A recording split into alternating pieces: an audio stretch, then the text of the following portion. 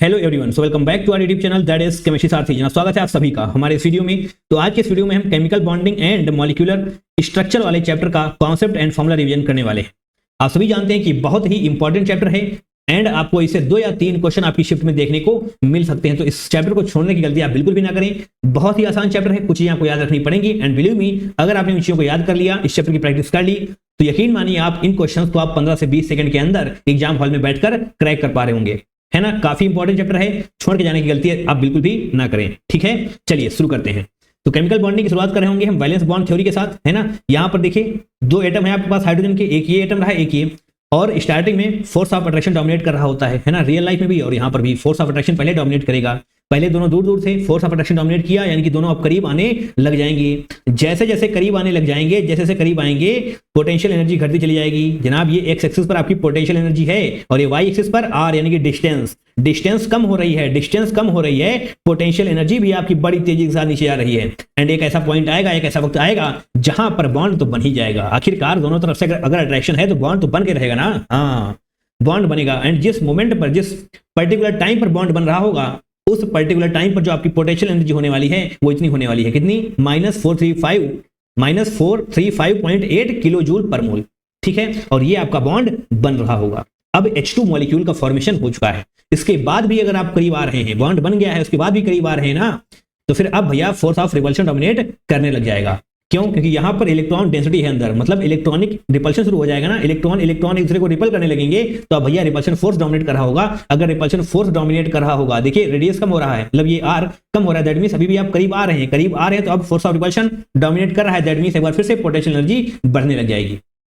ठीक है, आपको ये याद रखना है, जब बॉन्ड बन रहा होगा तो जो मैंने ब्लू पेन से बनाया हुआ है, इसकी डिस्टेंस कितनी होती है, ये लिखी हुई है 74 पिकोमीटर, एंड इसी को आप बोल रहे होते हैं बॉन्ड लेंथ ऑफ H2।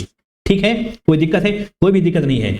इसी प्रकार से यहां पर देख पा रहे होंगे हाइड्रोजन है, 1s होगा, दोनों करीब आए एंड फाइनली आपका H2 मॉलिक्यूल का फॉर्मेशन हो रहा होगा। एंड जैसे ही बॉन्ड बनता है एनर्जी रिलीज होती है। ऐसा हर जहां पर होता है, जब भी बॉन्ड बनेगा एनर्जी रिलीज होगी, 435.8 किलो जूल पर मोल, इसी को आप बॉन्ड एनर्जी बोल रहे होंगे। इधर आइए, overlapping sigma bond and pi bond के बारे में बहुत ध्यान से देखिए। एक्सियल, अच्छा, यानी कि एक लोब है इसका s ऑर्बिटल का, एक ये s कैसा है, s मतलब स्फेरिकल बॉल टाइप का, सर्कल नहीं, spherical ball, 3D figure. And दोनों जब करीब आएंगे तो एक एक लोब जुड़ जाएगा एंड इसी से आप देख पा रहे होंगे ये आपका 1:1 सिग्मा बॉन्ड बन चुका होगा, है ना। जेड एक्सिस पर ये वाला कार्यक्रम हो रहा है। एंड एक बार फिर से अगर जेड एक्सिस है तो ऑब्वियस सी बात है पी का पीजेड आएगा, है ना, पीजेड आएगा एंड ये s ऑर्बिटल, एंड इस बार भी एक एक ग्लोब हो रहा है, दैट मींस 1:1 सिग्मा बॉन्ड का ही फॉर्मेशन होगा। एंड इस बार जेड एक्सिस पर दोनों ही पीजेड आ रहे होंगे, बट यहाँ पर साइडवेज या फिर लैटरल ओवरलैपिंग नहीं है, एक ही लोब इंटरेक्ट कर रहा है। एक ही लोब अगर इंटरेक्ट कर रहा है तो ऑब्वियस ही बात है 1:1 दैट इज सिग्मा बॉन्ड का फॉर्मेशन हो रहा होगा। अब बात करिए लैटरल यानी कि पाई बॉन्ड की। पाई बॉन्ड यहाँ पर आपको लैटरल या फिर साइडवेज ओवरलैपिंग देखने को मिल रही होगी, मतलब एक ये था, दोनों इस प्रकार से करीब आए, यानी कि ये मिल चुका है और ये मिल चुका है, दैट मींस यहां पर आप बोले होंगे साइडवेज या फिर लैटरल ओवरलैपिंग, दैट इज 2:2, यानी कि अब आपका पाई बॉन्ड का फॉर्मेशन हो चुका होगा। ठीक है, कोई दिक्कत नहीं होनी चाहिए। अब आगे बढ़ते हैं। हाइब्रिडाइजेशन बहुत ज्यादा इंपॉर्टेंट है, इससे आपको डायरेक्ट क्वेश्चन देखने को मिल रहे होंगे, बहुत इंपॉर्टेंट स्लाइड है ये। Orbitals of almost similar energy combine to form hybrid orbitals, बिल्कुल सही बात है। Sn क्या ये सीरियल नंबर है? नहीं भैया, सीरियल नंबर नहीं है ये है स्टेरिक नंबर। अच्छा, स्टेरिक नंबर है ये। Steric number is equal to lone pair plus side atom. हाँ, lone pair plus side atom. Side atom के बजाय आप इसको सिग्मा भी लिख सकते हैं, एट द एंड आपका जो कैलकुलेशन होगा वो सेम ही आएगा, है ना, सिग्मा। ठीक है, पाई काउंट नहीं करना है, सिग्मा। अगर sp मतलब स्टेरिक नंबर अगर आपका 2 है तो फिर sp होगा, है ना। sp बोले तो ज्योमेट्री आपकी लीनियर हो रही होगी। अगर स्टेरिक नंबर 3 है that means sp2, that means trigonal planar geometry होने वाली है। 4 के केस में sp3 टेट्राहेड्रल, 5 के केस में sp3d ट्राइगोनल बाइपिरामिडल, एंड 6 के केस में sp3d2 that is octahedral, and 7 के केस में आपको pentagonal bipyramidal that is sp3d3 देखने को मिल रहा होगा। ध्यान रखने योग्य बात यहां पर यह है कि ऑक्टाहेड्रल में आपको z² एंड x² मिलेगा, दैट मींस जो एक्सिस के अलॉन्ग होंगे वही वाले आपको मिल रहे होंगे। ठीक है, 2 का मतलब 1s 1p that is sp, 3 का मतलब 1s 2p sp2, है ना, 5 का मतलब 1s 3p 1d that means sp3d। आप इसको रट लें, याद कर लें, आपसे डायरेक्ट क्वेश्चन पूछा जा रहा होगा। ठीक है, और इसको पढ़िए। कोई भी सेंट्रल एटम बॉन्ड बनाने से पहले अपने ही ऑर्बिटल्स को मिक्स करके हाइब्रिड ऑर्बिटल्स बनाता है। जितने एटॉमिक ऑर्बिटल्स को मिक्स करता है उतने ही हाइब्रिड ऑर्बिटल्स बनाता है, एंड उसी के थ्रू बॉन्ड फॉर्मेशन होता है। समझिए ध्यान से, अगर आपके पास कोई भी सेंट्रल एटम है तो बॉन्ड बनाने से पहले अपने ही ऑर्बिटल्स को मिक्स करता है। किस प्रकार से मिक्स करता है? वो अपने ऑर्बिटल्स को मिक्स करके हाइब्रिड ऑर्बिटल्स बनाता है। अच्छा, कितने हाइब्रिड ऑर्बिटल्स बनाता है? जितने एटॉमिक ऑर्बिटल्स को मिक्स करेगा उतने ही हाइब्रिड ऑर्बिटल्स बनाएगा, एंड जो हाइब्रिड ऑर्बिटल्स बनने वाले हैं उसी के थ्रू बॉन्ड फॉर्मेशन होता है। ठीक है, ये थोड़ी सी नॉलेज आपको होनी चाहिए। और अब इसको बहुत ध्यान से देखें, बहुत ज्यादा इंपॉर्टेंट है ये। Formal charge is equal to valence electrons minus non bonding lone pair electrons minus bonding electrons divide by 2, या फिर आप इस पूरे को बॉन्ड्स भी लिख सकते हैं। ठीक है, नंबर ऑफ बॉन्ड्स। ठीक है, मैं बताता हूं कैसे। एग्जांपल है आपके पास CO2 का ये स्ट्रक्चर होता है, लीनियर होता है, क्योंकि इसके पास कार्बन के पास कोई भी लोन पेयर नहीं होता है ना। इस प्रकार से ये लीनियर स्ट्रक्चर आपको देखने को मिल रहा होगा। तो कार्बन एटम पर आप निकालने वाले हैं फॉर्मल चार्ज। अच्छा, तो कार्बन एटम के वैलेंस इलेक्ट्रॉन कितने होते हैं? 4 होते हैं, तो यहाँ पर लिख दिए गए हैं। Minus non bonding lone pair electron, यानी कि वो इलेक्ट्रॉन जो बॉन्डिंग में इन्वॉल्व नहीं है।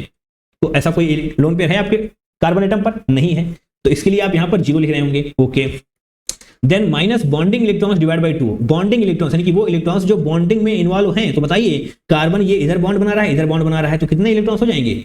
इस वाले बॉन्ड पर 2, देखिए बहुत ध्यान से, 1 2 3 4, एंड इसी प्रकार से यहाँ पर 5 6 7 8, ये 8 इलेक्ट्रॉन्स बॉन्डिंग में इन्वॉल्व हैं। दैट मींस 8 डिवाइड बाई 2 आप कर रहे होंगे, 8 डिवाइड बाई 2 कर रहे होंगे आप। तो यहाँ पर क्या आएगा? 4 माइनस 4 0 आ रहा होगा। दैट मींस कार्बन एटम पर कोई भी चार्ज नहीं होने वाला। ठीक है, अब बात करते हैं ऑक्सीजन एटम की। ऑक्सीजन एटम के केस में वैलेंस इलेक्ट्रॉन कितने होंगे? 6, है ना। Minus non bonding lone pair electrons, बिल्कुल आपको ये बात यहाँ पर पता होनी चाहिए। मैं बता रहा हूं कैसे। जब आपसे कहा जाएगा कि आप ऑक्सीजन पर लोन पेयर बनाएं, तो एक आप यहां पर बनाएंगे और एक आप यहां पर बना रहे होंगे। सही है, क्योंकि इसके पास वैलेंस इलेक्ट्रॉन कितने हैं? 6, 4 ये इलेक्ट्रॉन्स हो गए और 2 यहां पर बॉन्डिंग में इन्वॉल्व हैं। दैट मींस इसके पास 2 लोन पेयर होंगे, 2 लोन पेयर होंगे। That means 4 loan pair electrons होंगे, क्योंकि एक लोन पेयर में 2 इलेक्ट्रॉन होते हैं, है ना। दिखाई पड़ रहे हैं आपको? हाँ, तो 2 2 4 होने वाला है। तो 6 माइनस 4 माइनस, एंड ये क्या है? Bonding electrons divide by 2। तो बॉन्डिंग इलेक्ट्रॉन्स कितने होंगे? 1 2 3 4। ठीक है, 4 इलेक्ट्रॉन ये बॉन्डिंग में इन्वॉल्व है। दैट मींस 4 डिवाइड बाई 2 आप कर रहे होंगे, तो इसका भी आंसर आपको 0 ही निकल करके आ रहा होगा। ठीक है, बहुत अच्छी तरीके से आप समझने का प्रयास करें। और अब बात करते हैं इधर H3O पॉजिटिव की। H3O पॉजिटिव, इसका ये स्ट्रक्चर होने वाला है। दैट मींस अब आपके ऑक्सीजन के पास सिर्फ और सिर्फ एक लोन पेयर है। क्यों? क्योंकि यहां पर ऑक्सीजन ने 3 बॉन्ड बना लिए हैं। दैट मींस अब सिर्फ और सिर्फ एक लोन पेयर बचेगा। अच्छा, ऑक्सीजन एटम वैलेंस इलेक्ट्रॉन तो 6 ही होते हैं, माइनस आप करेंगे 2 क्यों करेंगे? क्योंकि अब आपके पास सिर्फ और सिर्फ एक लोन पेयर बचा है। That means 2 electrons minus 6 divide by 2, क्योंकि यहां पर 3 बॉन्ड है। अगर 3 बॉन्ड है दैट मींस 6 इलेक्ट्रॉन्स। अरे भैया, अगर ये बॉन्ड है तो इसके पास एक इलेक्ट्रॉन यहां पर होता है, एक यहां पर होता है ना। अभी हम बात इलेक्ट्रोनेगेटिविटी की नहीं कर रहे हैं, तो जरा दिमाग कम चलाइएगा। हाँ, तो इसका मतलब एक बॉन्ड के बाद 2 इलेक्ट्रॉन होते हैं। दैट मींस 3 बॉन्ड है, 6 इलेक्ट्रॉन डिवाइड बाई 2। अरे बात तो सही है ना, मतलब 3, अरे आप 3 इंटू 2 करके 2 ही तो कर रहे हैं, तो आप डायरेक्ट बॉन्ड लिखना चाहें यहाँ पर लिख सकते हैं, कोई दिक्कत नहीं है आपको, है ना। तो इसका भी आंसर कितना आएगा? +1 आने वाला है। 6 माइनस 2 माइनस 6 बाई 2, अगर इसको सॉल्व करेंगे तो कितना आएगा? +1। दैट मींस H3O पॉजिटिव के केस में ऑक्सीजन एटम पर +1 चार्ज आपको मिल रहा होगा। इंपॉर्टेंट था, इसीलिए टाइम दिया गया है। अब आ गया ये AB2 टाइप। ये क्या है? ये एक मॉलिक्यूल का टाइप है, जैसे कि BeCl2, अरे AB2 HgCl2 AB2 CO2 AB2, वही टाइप है। तो क्या होता है? Linear, that is sp। अगर भैया sp है दैट मींस लीनियर ज्योमेट्री होने वाली है ना। और AB3 टाइप देख रहे होंगे, ट्राइगोनल प्लेनर, है ना। बार बार हम नहीं दिखाएंगे। 3 के केस में ट्राइगोनल प्लेनर, 4 के केस में टेट्राहेड्रल, है ना। आप देख लीजिएगा, बहुत इंपॉर्टेंट है, फालतू में नहीं बताया मैंने, है ना। कितना इंपॉर्टेंट आप समझ सकते हैं। अब BF3 BCl3 SO3, हाँ, इसके स्ट्रक्चर आप देख लें। देखिए, जो भी लीनियर होगा उसके स्ट्रक्चर इसी प्रकार से बनने वाले हैं। आप BeCl2 का देखना चाहें देख लीजिए, बिल्कुल सेम रहने वाला है। ठीक है, ये हो जाएगा आपका स्ट्रक्चर BeCl2 का। ठीक, कोई दिक्कत नहीं। अब देखिए इधर ध्यान से, BF3 का स्ट्रक्चर कैसा होगा? BF3 का स्ट्रक्चर नहीं बनाया गया है, तो देख लीजिए कैसा होगा। सोचने या परेशान होने की कोई जरूरत नहीं है, मैं बता रहा हूं आपको। ये है आपका BF3 का स्ट्रक्चर, क्योंकि यहां पर कोई भी लोन पेयर आपके पास नहीं रहने वाले। ठीक है, तो कितने कितने डिग्री का होगा ये? मतलब कितने ऊपर उस पर होंगे? 360 होता है टोटल, 3 है। दैट मींस 120 डिग्री आपको देखने को मिल रहा होगा थीटा, है ना। तीनों सेम रहने वाला है, ध्यान देखिएगा ये बात। एंड यहीं पर आपको AB3 बताया तो गया है। दैट मींस ये BCl3, यहां पर बोरॉन को आप A माने, क्लोरीन को आप B माने। एग्जैक्ट स्ट्रक्चर आप बना करके देख पा रहे होंगे, है ना। SO3 का मैं बना देता हूं, SO3 डबल बॉन्ड ऐसे, और ये रहा आपका SO3 का स्ट्रक्चर। स्ट्रक्चर इंपॉर्टेंट है इसलिए बताया जा रहा है। ठीक, अब आइए AB4 टाइप, यानी कि sp3, दैट मींस टेट्राहेड्रल, है ना। CH4 आप कई बार बना चुके हैं, सिंपल सा स्ट्रक्चर है इसका। NH4 पॉजिटिव, यहां पर देख लेंगे आप NH, अच्छा ये AB4 का है, तो NH4 पॉजिटिव कैसे होगा? बना सकते हैं आप। 4 बॉन्ड लगाएंगे, मतलब नाइट्रोजन से 4 बॉन्ड कनेक्ट कर रहे होंगे, 4 बॉन्ड कनेक्ट करेंगे, इसलिए जनाब आपका ये पॉजिटिव नजर आ रहा है। नाइट्रोजन 3 बॉन्ड बनाता है, अगर 4 बना रहा है दैट मींस पॉजिटिव। थीटा कितना होता है? यहाँ पर थीटा होता है 109 डिग्री 28 मिनट। ये बात आपको पता होनी चाहिए, यस, पता होनी चाहिए ये बात आपको। AB5 टाइप, यानी कि PF5 PCl5, F क्या है यहाँ पर? फ्लोरीन। ठीक है, दैट मींस sp3d मतलब ट्राइगोनल बाइपिरामिडल। अच्छा, इसको ट्राइगोनल बाइपिरामिडल कहते क्यों हैं? इसको बहुत ध्यान से देखिए, मैं बताता हूं आपको क्यों कहते हैं। देखिए बहुत ध्यान से, यहां पर आपने स्ट्रक्चर बनाया है PCl5 का। अच्छा, PCl5 का आपने स्ट्रक्चर बनाया है, तो जो ये क्लोरीन देख पा रहे हैं, ये क्लोरीन देख पा रहे हैं, ये क्लोरीन देख पा रहे हैं, ये तीनों क्लोरीन सेम प्लेन में है। अब मैं कैसे बताऊं, आप अपने हाथ को आप हथेली को नीचे की तरफ ले जाएंगे, नीचे की तरफ ले जाएंगे। दैट मींस आपका जो हाथ नजर आ रहा है उसके एक ऊपर ये वाला क्लोरीन है, एक ऊपर एक नीचे ये वाला क्लोरीन है। ये वाला क्लोरीन ऊपर, ये वाला क्लोरीन नीचे। ये दोनों क्लोरीन किस पोजीशन पर हैं? एक्सियल पोजीशन पर हैं, इसलिए यहां पर मैंने ए लिखा हुआ है। एंड ये तीनों क्लोरीन इक्वेटोरियल पोजीशन पर हैं, इक्वेटोरियल पोजीशन पर हैं। दैट मींस एक क्लोरीन ऊपर है, एक क्लोरीन नीचे है। और ये क्या नजर आ रहा है तुम्हें? ये तुम्हें ट्राइगोनल नजर नहीं आ रहा है? हाँ, ट्राइगोनल नजर आ रहा है। तो एक क्लोरीन ऊपर, एक नीचे, दैट मींस ट्राइगोनल बाइपिरामिडल। ठीक है, यहां पर मैंने ट्राइगोनल लिखा भी है। ठीक है, कोई दिक्कत? और जो यहां पर ये क्या है? इक्वेटोरियल। हाँ, जो इक्वेटोरियल क्लोरीन है, इनके बीच में जो बॉन्ड होगा वो 120 डिग्री का होगा।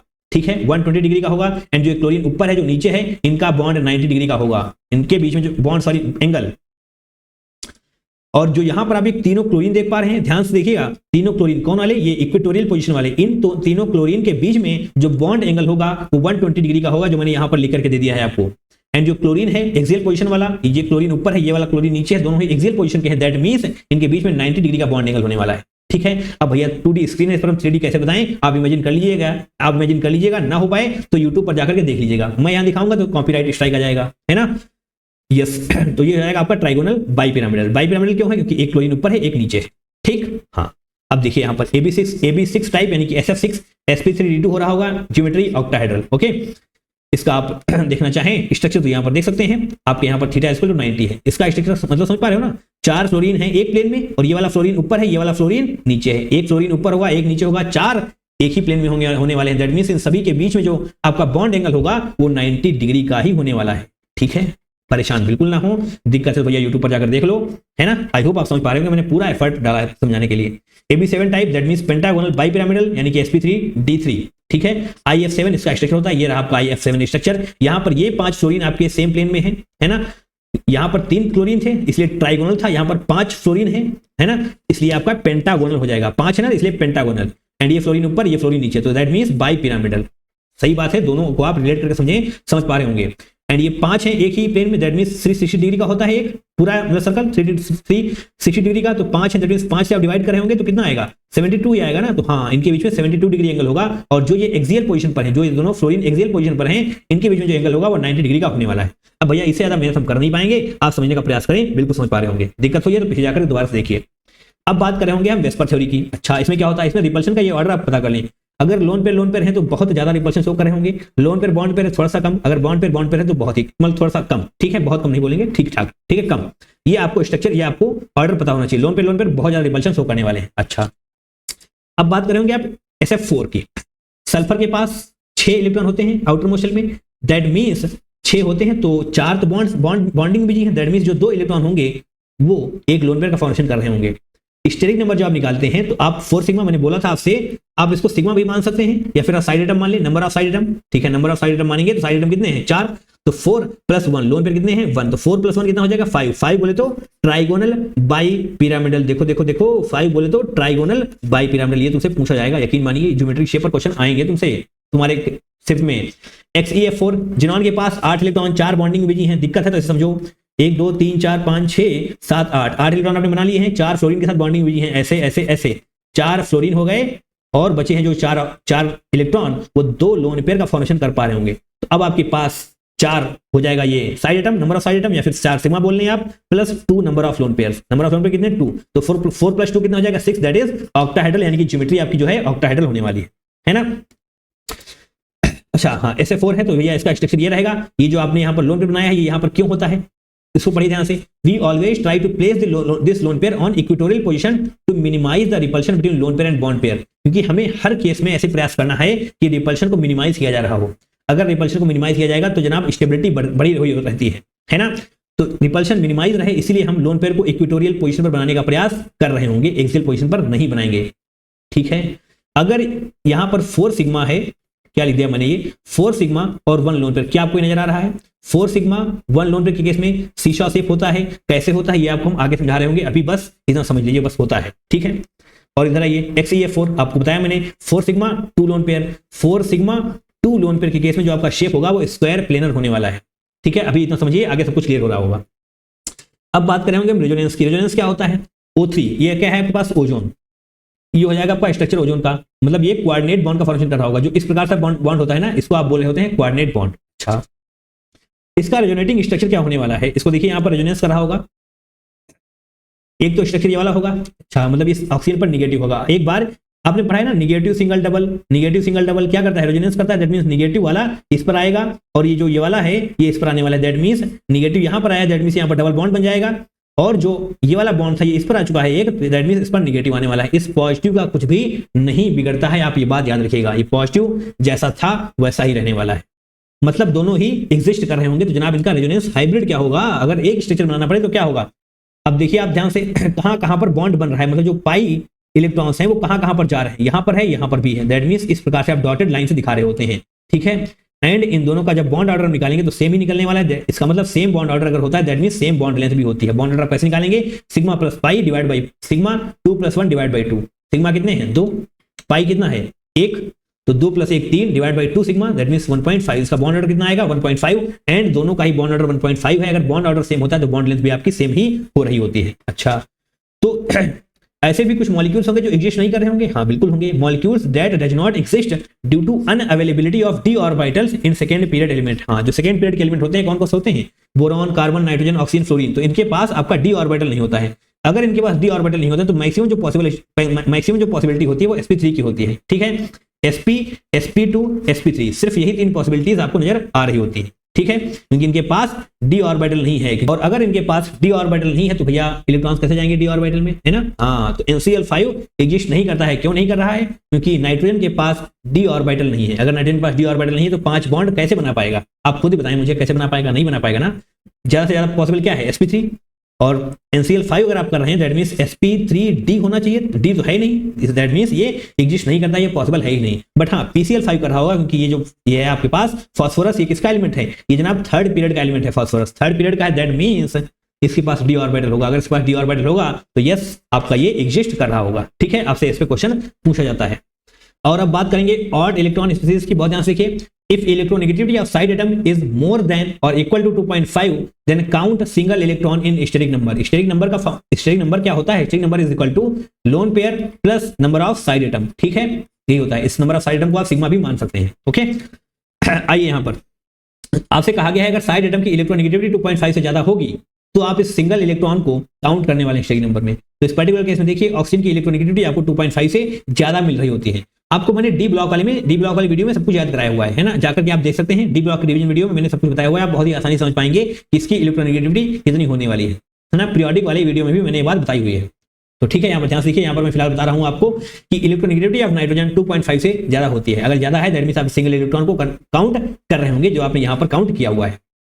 टू कितने हैं? साइड एटम, मतलब साइड एटम कितने होते हैं? 2, तो एक ये 2 हो जाएगा प्लस 1 ये वाला काउंट कर रहे हैं आप। Okay, carbon and fluorine. देखिए फ्लोरीन अगर आ रहा है ना दैट मींस ये क्या है? बहुत ज्यादा electronegativity, most electronegative element of our modern periodic table. तो अभी सी बात है इसका कितना होता है मैं बताता हूँ। इसका जनाब होता है 4। ठीक है, इलेक्ट्रोनेगेटिविटी इसकी होती है 4। तो अभी सी बात है 2.5 से ज्यादा है तो इसका मतलब आप काउंटिंग कर रहे होंगे। यहाँ पर 3 साइड एटम है प्लस एक ये सिंगल वाला electron, that means 3+1। Steric number इसका कितना हो जाएगा? 4। ठीक है, और इधर देखिए यहाँ पर इलेक्ट्रोनेगेटिविटी ऑफ हाइड्रोजन कितनी होती है? 2.1 होती है। 2.1 है, 2.5 से कम होती है दैट मींस, है ना। तो इसके जब आप काउंटिंग करेंगे तो यहाँ पर आपका ये सिंगल इलेक्ट्रॉन इस यहाँ पर काउंटिंग नहीं करनी स्टेरिक नंबर में। That means Sn is equal to 3 हो रहा होगा। दैट मींस स्टेरिक नंबर 3 होगा। और ये क्या है? Pure p orbital. Okay, now Drago's compounds क्या मतलब है इसका? No hybridisation. ड्रैगोज रूल क्या कहता है? It states that the bond angle of certain compounds is approximately 90 degree. मतलब बॉन्ड एंगल लगभग 90 डिग्री होना चाहिए। तो जो आपका ये NH3 है ना, ये कौन सा ग्रुप है बताइए? ग्रुप नंबर 15 ना, ग्रुप नंबर 15, ग्रुप नंबर 16। तो यहाँ पर जो NH3 है, यहाँ पर जो H2O है, इसका तो हाइब्रिडाइजेशन है कितना है? sp3 है। आप देख चुके हैं sp3 यानी कि टेट्राहेड्रल। तो जनाब ये ड्रैगोज कंपाउंड्स नहीं होने वाले क्योंकि ड्रैगोज कंपाउंड्स में आपका हाइब्रिडाइजेशन नहीं होना चाहिए। बट जब आप इसके नीचे आएंगे फास्फोरस एंड आर्सेनिक एंटीमनी के साथ तो आप यहाँ पर देख पा रहे होंगे कि यहाँ पर मैंने लिखा हुआ है no hybridization. That means theta equal to 90 degree. अब नो हाइब्रिडाइजेशन क्यों होगा? क्योंकि यहाँ पर जो देख पा रहे हैं ना इस बॉक्स के अंदर, यहाँ पर प्योर p ऑर्बिटल्स का यूज किया गया है। जो मैंने यहाँ पर लिखा भी हुआ है, Drago's compounds connect hydrogen by pure p orbitals.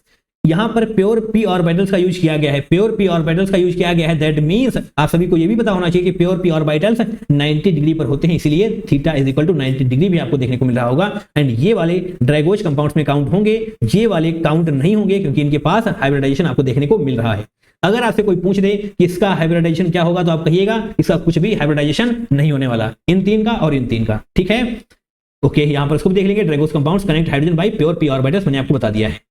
And now bond angle, बहुत ध्यान से देखिए। Molecules without lone pair hybridization, देखिए CO2 में हाइब्रिडाइजेशन क्या होगा, sp, SO3 में sp2, XeO4 में sp3। आप स्ट्रक्चर बनाइए, ड्रॉ करके देख सकते हैं। CO2 आपका ये रहा, थीटा कितना है 180 डिग्री है, ऑब्वियस सी बात है भैया, अंधा भी देखकर बता देगा 180 डिग्री है।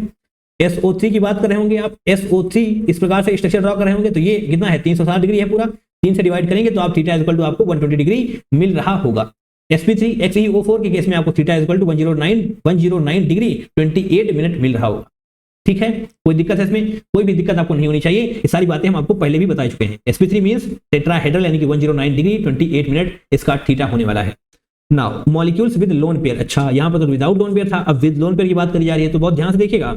नंबर ऑफ लोन पेयर्स अगर ज्यादा होंगे तो theta that is bond angle की वैल्यू कम हो रही होगी। ऐसा क्यों होता है, मैं आपको एक्सप्लेन करता हूं। देखिए sp3 है, तीनों sp3 हैं, बट यहां पर नंबर ऑफ लोन पेयर्स का लफड़ा है। नंबर ऑफ लोन पेयर्स यहां पर कितने हैं, 0। आप सभी जानते हैं कार्बन पर कोई भी लोन पेयर नहीं होने वाला, नाइट्रोजन पर एक लोन पेयर होगा। एंड H2O यानी कि यहां पर आपको 2 लोन पेयर मिलने वाले हैं। लोन पेयर बढ़ते जाएंगे, थीटा कम होता जाएगा। लोन पेयर 0 थीटा ज्यादा, लोन पेयर 1 थीटा थोड़ा सा कम, लोन पेयर 2 थीटा बहुत कम हो चुका है। अब ऐसा होता क्यों है, ये मैं आपको थोड़ा सा एक्सप्लेन करने की कोशिश कर रहा हूँ, आप डेफिनेटली समझ जाएंगे, ठीक है। NH3 का जब आप स्ट्रक्चर बनाएंगे तो यहां पर बनाया हुआ है, हमने नहीं बनाया हुआ, तो NH3 का आप स्ट्रक्चर बनाएंगे HHH और यहां पर एक लोन पेयर होगा। अब आप बनाइए H2O, ऑक्सीजन ऐसे, और ये आपका H और H, यहां पर होते हैं 2 लोन पेयर, यहां पर होते हैं 2 लोन पेयर। आप सभी को पता होना चाहिए लोन पेयर रिपल कर रहे होते हैं, रिपल करेंगे तो इस तरफ आएंगे, ये वाला थोड़ा सा इस तरफ आ रहा होगा, ये वाला थोड़ा सा इस तरफ आ रहा होगा। बताओ ये इस तरफ आएगा, दैट मींस इस वाले बॉन्ड को छोटा कर रहा होगा, बॉन्ड एंगल को छोटा कर रहा होगा ना, इस वाले बॉन्ड एंगल को छोटा कराएगा, बॉन्ड को नहीं, बॉन्ड एंगल को, मतलब ये वाला बॉन्ड एंगल कम हो जाएगा। यहां पर तो एक ही लोन पेयर है, दैट मींस रिपल्शन नहीं होगा, दैट मींस इसके बॉन्ड थोड़े से ओपन रहने वाले हैं, ये बॉन्ड्स ओपन रहेंगे, दैट मींस बॉन्ड एंगल ज्यादा होगा। इसी प्रकार से यहां पर NH3 में बॉन्ड एंगल आपको ज्यादा मिल रहा होगा, यहां पर बॉन्ड एंगल कम हो जाएगा। लोन पेयर बढ़ते चले जाएंगे, दैट मींस रिपल्शन बढ़ता जाएगा, इसका मतलब थीटा भी कम हो रहा होगा। इलेक्ट्रोनेगेटिविटी ऑफ साइड एटम, अगर साइड एटम की इलेक्ट्रोनेगेटिविटी ज्यादा है तो आपका थीटा कम होने वाला है। H2O OF2 आप देख पा रहे होंगे, यहां पर ऑक्सीजन के पास आपका लोन पेयर है, 2 लोन पेयर हैं, एंड यहां पर ऑक्सीजन के पास 2 लोन पेयर हैं। फर्क यहां पर आ रहा है हाइड्रोजन में, फ्लोरीन में। देखिए कैसे, यहां पर ऑक्सीजन ज्यादा इलेक्ट्रोनेगेटिव है, दैट मींस ये अपनी तरफ इलेक्ट्रॉन्स को खींच रहा होगा, ये अपनी तरफ इलेक्ट्रॉन्स को खींच रहा होगा, बिल्कुल सही बात है। अब यहां पर जो फ्लोरीन है ये अपनी तरफ इलेक्ट्रॉन्स को खींच रहा होगा, ये जो इलेक्ट्रॉन डेंसिटी है ना फ्लोरीन की तरफ आ रही होगी, यहां पर इलेक्ट्रॉन डेंसिटी फ्लोरीन की तरफ आएगी। अब आप मुझे बताइए देख करके कि इलेक्ट्रॉन डेंसिटी यहां पर करीब है, इलेक्ट्रॉन डेंसिटी अगर यहां पर है दैट मींस से रिपल कर रहे होंगे। मैंने बोला अभी थोड़ी देर पहले ही, इलेक्ट्रॉन रिपल करते हैं, ये मतलब रिपल कर रहे होंगे, तो इस बॉन्ड को थोड़ा सा और खोल रहे होंगे। अगर ये पहले ऐसा था, इलेक्ट्रॉन यहां पर आ चुके हैं, इलेक्ट्रॉन यहां पर आ चुके, थोड़ा सा और रिपल्शन हो जाएगा, दैट मींस बॉन्ड ओपन हो जाएगा। अगर बॉन्ड ये और ओपन हो रहा होगा तो 100% है कि ये बॉन्ड एंगल भी आपका बढ़ रहा होगा। इसमें बॉन्ड उतना ओपन नहीं हो पाएगा क्योंकि जो फ्लोरीन है वो अलग लगे हुए, इनके बीच में अच्छा खासा डिफरेंस है, तो इलेक्ट्रॉन रिपल्शन उतना नहीं हो पाएगा, ठीक है। तो बॉन्ड कम ओपन होगा, दैट मींस बॉन्ड एंगल कम होने वाला है, इसीलिए OF2 में आपको बॉन्ड एंगल कम मिलेगा H2O के कंपैरिजन में। तो इलेक्ट्रोनेगेटिविटी या साइड एटम, देखिए यहां पर साइड एटम की इलेक्ट्रोनेगेटिविटी क्या है, कम है। अगर ये इलेक्ट्रोनेगेटिविटी या साइड एटम ज्यादा होने वाली है जो कि यहां पर है, तो आपको थीटा कम मिलेगा, ठीक है। साइज ऑफ साइड एटम, हाँ साइड एटम का अगर साइज बड़ा है तो आपका थीटा बड़ा हो रहा होगा। क्यों, क्योंकि यहां पर देखिए OBr2 OCl2, ब्रोमीन का साइज बड़ा है। अगर ब्रोमीन का साइज बड़ा है तो बड़े साइज का है ना, ये बड़े साइज का, दैट मींस इसको जगह चाहिए, एडजस्ट होने के लिए जगह चाहिए, तो ये वाला बॉन्ड इस वाले बॉन्ड को ये ओपन कर देगा। यहां पर इसका साइज थोड़ा सा छोटा है, इसका छोटा है साइज, दैट मींस ये करीब आ सकते हैं, इस बॉन्ड को थोड़ा सा छोटा कर रहे होंगे, बॉन्ड एंगल कम हो रहा होगा। साइज बड़ा, बॉन्ड एंगल ज्यादा, बस काम हो गया। साइज ऑफ सेंट्रल एटम, अगर सेंट्रल एटम का साइज बड़ा है तो थीटा कम हो रहा होगा, ठीक है। साइड एटम का साइज ज्यादा, थीटा ज्यादा। साइज ऑफ सेंट्रल एटम ज्यादा, थीटा कम, है ना। जीभ मेरी जो है ना लगने लग जाती है भाई साहब इतनी ताकत से बोलने में। चलिए कोई बात नहीं, यहां पर आइए, डाइपोल मोमेंट की बात कर रहे होंगे। डाइपोल मोमेंट का फॉर्मूला क्या होता है, mu is equal to Q into L। आप इसको म्यू से रिप्रेजेंट कर रहे होते हैं। लीनियर यानी कि जहां पर कोई भी इलेक्ट्रॉन्स नहीं है, CO2 CH2 BeCl2, CO2 में बार बना चुका हूं, एक बार अच्छा बना हुआ है, नहीं बनाऊंगा अब। ऑक्सीजन इलेक्ट्रोनेगेटिविटी है, ऑक्सीजन मोर इलेक्ट्रोनेगेटिव है इन कंपैरिजन टू कार्बन, तो अपनी तरफ इलेक्ट्रॉन खींच रहा होगा, दैट मींस डायपोल मोमेंट इस तरफ होगा। इसी प्रकार से यहाँ पर होगा, एंड ये दोनों एक दूसरे को कैंसिल आउट कर देंगे, दैट मींस म्यू रिजल्टेंट आपका 0 हो रहा होगा। अगर म्यू रिजल्टेंट 0 है दैट मींस ये नॉन पोलर होगा, CO2 आपका नॉन पोलर होता है, PeCl2 भी आपका नॉन पोलर होगा।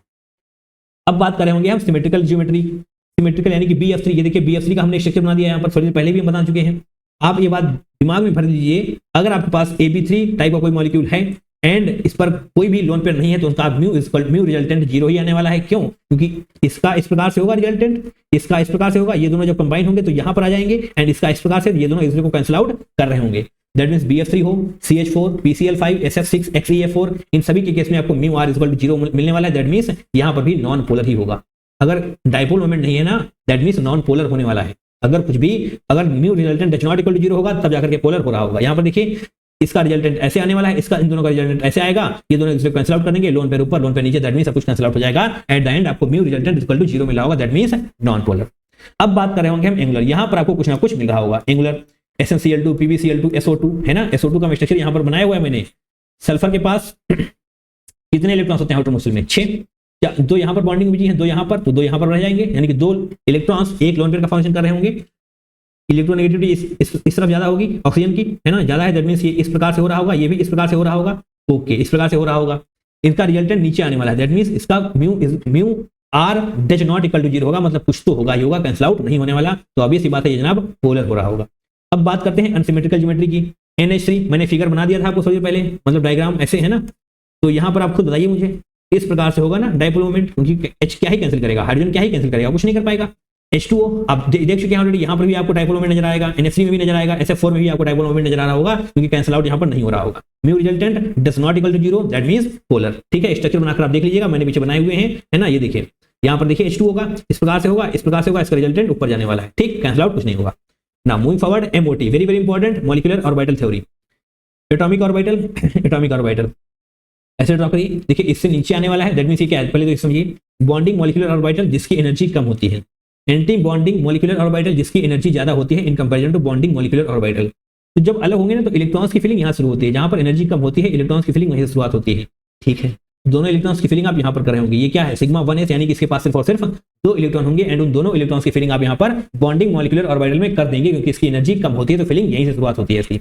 आपके पास मॉलिक्यूल क्या था H2 मतलब आपका 2 इलेक्ट्रॉन्स थे, दैट मींस सिग्मा 1s2 होने वाला है। इसका बॉन्ड ऑर्डर क्या होगा, number of electrons in bonding molecular orbital minus number of electrons in anti bonding molecular orbital divide by 2। अच्छा, ये मैंने यहाँ पर लिखा हुआ है, हाँ, तो ये फॉर्मूला होता है। तो कितने इलेक्ट्रॉन है बॉन्डिंग मॉलिक्यूलर ऑर्बिटल में? 2, एंटी बॉन्डिंग में 0, 2 - 0 डिवाइड बाय 2 इक्वल टू 1। ये आपका बॉन्ड ऑर्डर आ चुका है H2 के केस में। अच्छा, ये फॉर्मूला है, इसको याद कर लीजिएगा, काम आएगा, है ना। पैरामैग्नेटिक यानी कि number of unpaired electrons does not equal to 0। अगर थोड़े बहुत भी अनपेयर्ड इलेक्ट्रॉन होंगे ना, चाहे एक ही क्यों ना हो, वो पैरामैग्नेटिक बिहेवियर शो कर रहा होगा। पैरामैग्नेटिक इसका मतलब मैग्नेट के साथ कुछ ना कुछ इंटरेक्शन आपको शो करेगा ही करेगा, है ना। और अगर बात कर रहे होंगे डायमैग्नेटिक की, that means number of unpaired electrons 0।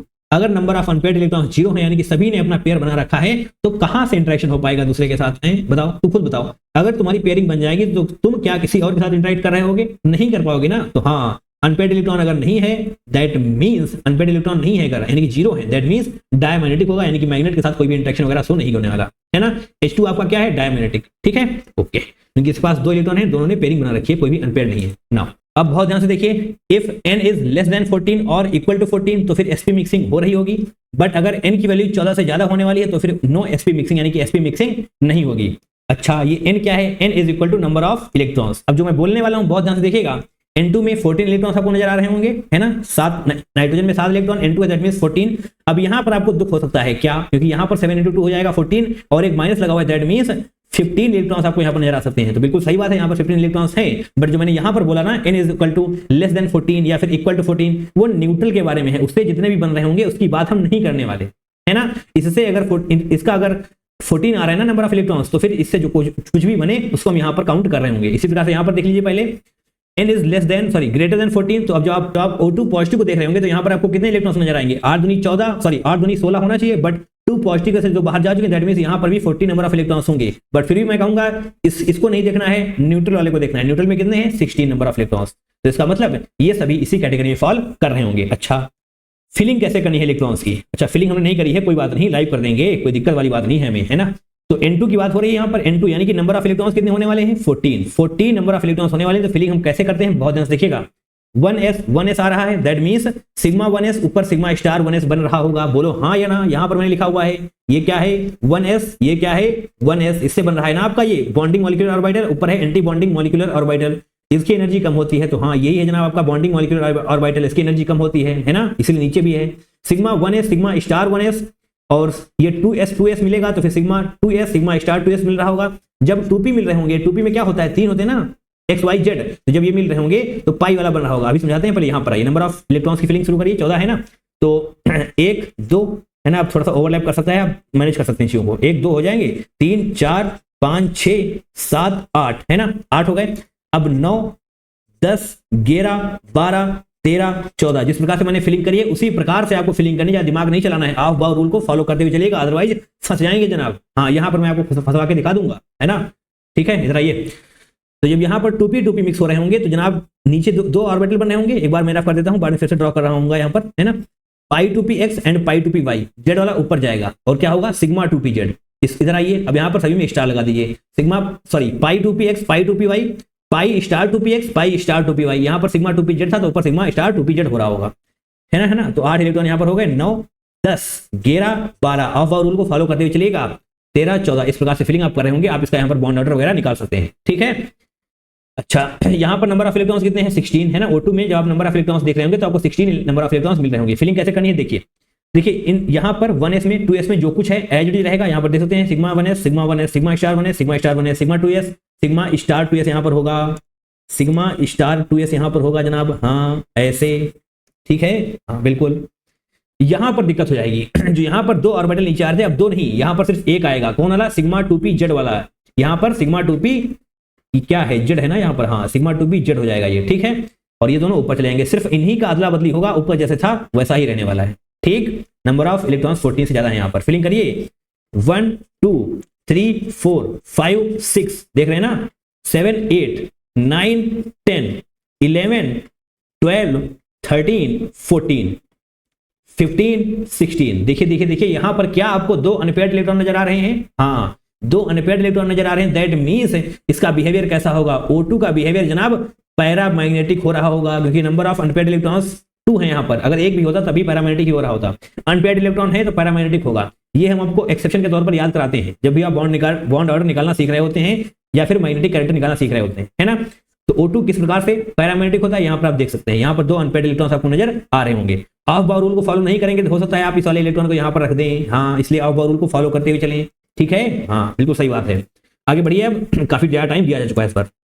Now back bonding क्या होती है। बैक बॉन्डिंग देखिए, ए है बी के पास इलेक्ट्रॉन भरे पड़े हैं, ज्यादा है इलेक्ट्रॉन, ए के पास इलेक्ट्रॉन की कमी है, वैकेंट ऑर्बिटल है इसके पास। अच्छा, तो ये अपना इलेक्ट्रॉन इसको दे देगा, इसमें इलेक्ट्रॉन इसको दे देगा क्योंकि इसके पास ज्यादा था, इसके पास कमी थी, तो इनके बीच में बन जाएगा कोऑर्डिनेट बॉन्ड, क्योंकि इलेक्ट्रॉन्स दिए जा रहे हैं, शेयरिंग नहीं हो रही है, प्रॉपर दे दिए इसने इलेक्ट्रॉन, है ना, क्योंकि इसके पास ज्यादा थे, ठीक है। तुम्हारे पास कुछ ज्यादा होगा तभी तुम किसी को नहीं दोगे, मैं जानता हूं इस बात को। हाँ ये BF3 देखिए, ये क्या है, वैकेंट p ऑर्बिटल है ना, यहाँ पे लिखा भी हुआ है। बोरॉन के पास क्या है, वैकेंट p ऑर्बिटल। फ्लोरीन के पास इलेक्ट्रॉन्स हैं तो ये अपने इलेक्ट्रॉन्स इसको दे देगा, इलेक्ट्रॉन्स इसको दे देगा, दैट मींस बैक बॉन्डिंग इस प्रकार से हो रही होगी। बट जो कंडीशन आपको याद रखनी है वो क्या याद रखनी है, A एंड B जो कि यहाँ पर हैं, ईदर ऑफ द टू और both of them should be from second period. हाँ A B या तो दोनों ही सेकंड पीरियड से हो या फिर कम से कम एक तो सेकंड पीरियड से हुई हो, है ना। इस प्रकार से आप देखिए 2p चल जाएगा, 2p 3p चल जाएगा, 2p 4p नहीं चलेगा, हाँ ध्यान रखिएगा, 3p 3p भी नहीं चलेगा। सिर्फ ये 2 कंडीशन चलने वाली है ना। अगर दोनों 2p के हैं अच्छी बात है, बहुत बढ़िया बात है। अगर एक 2p का है अच्छी बात, दूसरा 3p का है चल जाएगा। बट अगर दूसरा वाला 4p का है तो बात बनेगी नहीं भाई साहब, है ना, बात बनेगी नहीं। और यहां पर मैंने इस चीज को लिखा भी है, कहां, इधर आइए, 2p 4p overlapping not possible, ठीक, बढ़िया समझ में आ गया। हाँ ओनली पॉसिबिलिटी यहाँ पे लिखा तो है, मैंने चीख के फालतू में बता दी तुम्हें, 2p 3p पॉसिबल है, ओके। हाँ यहाँ पर जवाब आएंगे ब्रोमीन, ये कहाँ का है, 4th पीरियड का है ये ब्रोमीन, तो इसके मतलब यहाँ पर डोनेशन बढ़िया तरीके से हो नहीं पाएगा, है ना, ठीक है। Bromine is of 4th period, that's why 2p 4p overlapping not possible, कोई दिक्कत। अब नीचे आइए, Lewis acid character. Lewis acid character क्या होगा, BF3 BCl3 BBr3 में।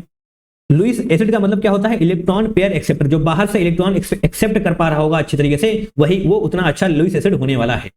इसको भैया अंदर घर के अंदर इलेक्ट्रॉन नहीं मिल रहा था इलेक्ट्रॉन 4p होने की वजह से, इसलिए बाहर से इलेक्ट्रॉन एक्सेप्ट करने की टेंडेंसी ज्यादा होगी इसकी। अगर बाहर से इलेक्ट्रॉन एक्सेप्ट करने की टेंडेंसी ज्यादा होगी, दैट मींस बढ़िया वाला लुईस एसिड होगा, तो इसका लुईस बेसिड कैरेक्टर ज्यादा होने वाला है इन कंपेरिजन टू BF3। इसका तो जनाब बहुत कम होगा, क्योंकि इसके पास 2p है ना भाई, 2p है, दैट मींस जबरदस्त तरीके से बैक बॉन्डिंग हो रही होगी, है ना।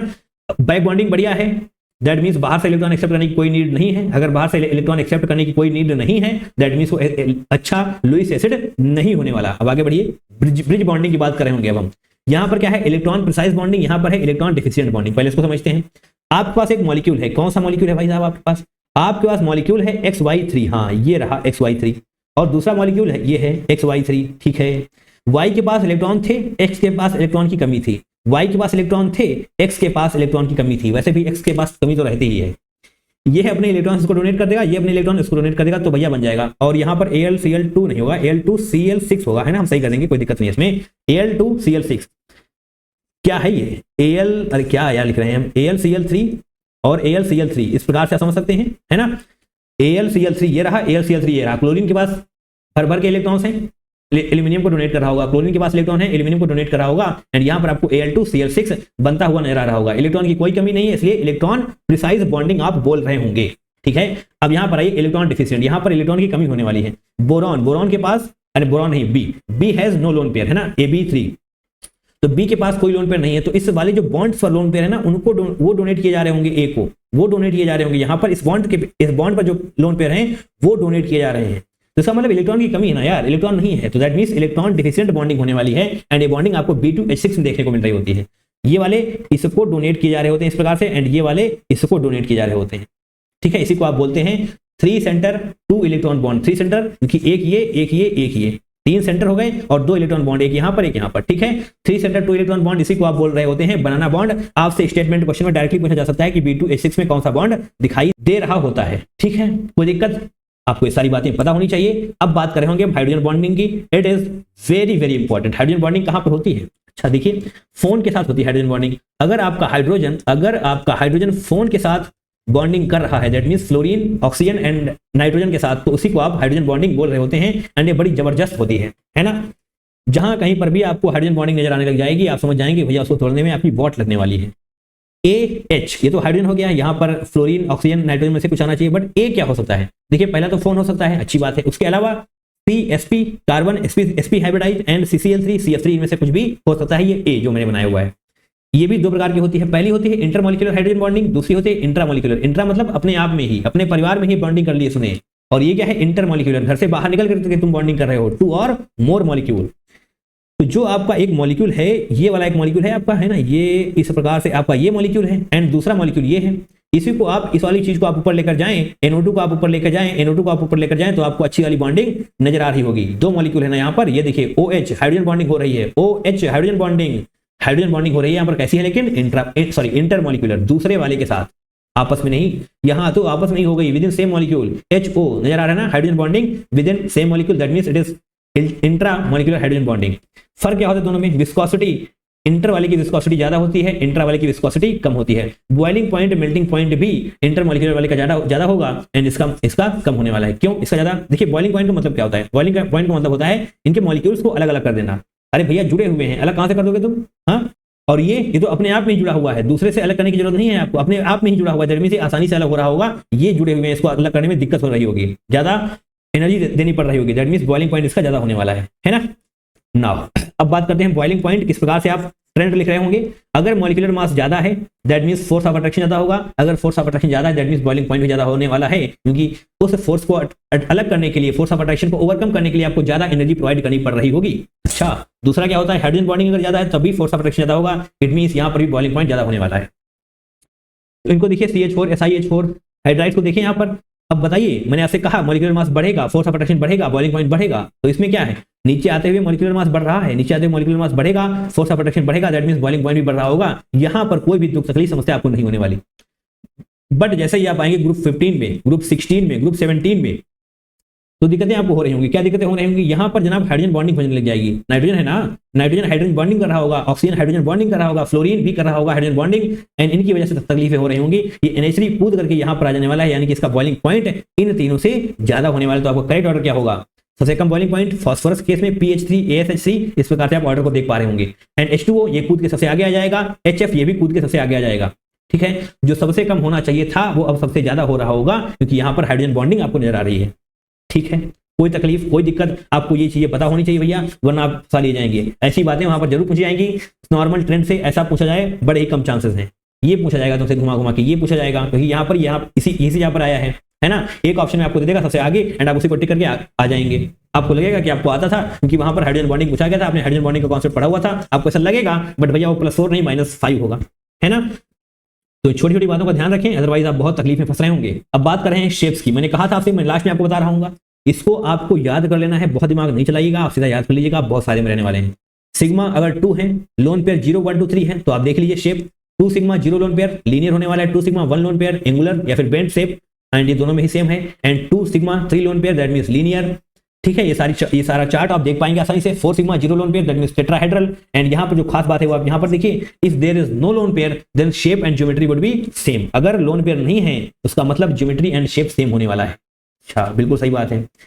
3 सिग्मा 0 लोन पेयर के केस में ट्राइगोनल प्लेनर होने वाला है। आप ज्योमेट्री में भी देख पाएंगे, वहां पर भी ज्योमेट्री आपको ट्राइगोनल प्लेनर ही मिल रही होगी। एंड 4 सिग्मा 0 लोन पेयर यानी कि टेट्राहेड्रल आपको देखने को मिल रहा होगा। 6 सिग्मा 0 लोन पेयर यानी कि ऑक्टाहेड्रल आप देख चुके हैं। क्या रहा था इस केस में? sp3d2। अरे यही था ना, 3 2 5 1 6। हाँ बिल्कुल यही था, मैंने चीख कर बताया था आपसे, पेंटागोनल बाइपिरामिडल हो रहा होगा जब भी 7 बॉन्ड्स बन रहे होंगे।